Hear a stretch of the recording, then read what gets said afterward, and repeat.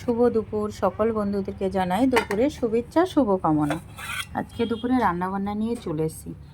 এখানে বাগান থেকে গাজর আর বিনস, এই দুটোই কিন্তু বাগানেরই ছিল, বিনসটাও আর গাজরটাও।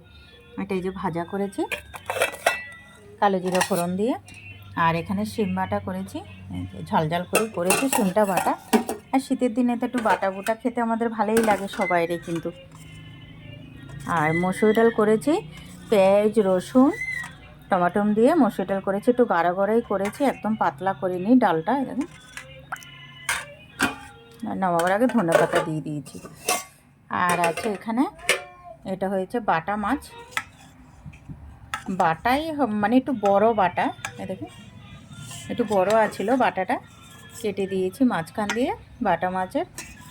একটু মাখা মাখা করেছি পেঁয়াজ টমাটম দিয়ে। এই যে বাস, আজকে এটুকুই রান্নাবান্না। রাখছি বন্ধুরা, ভালো।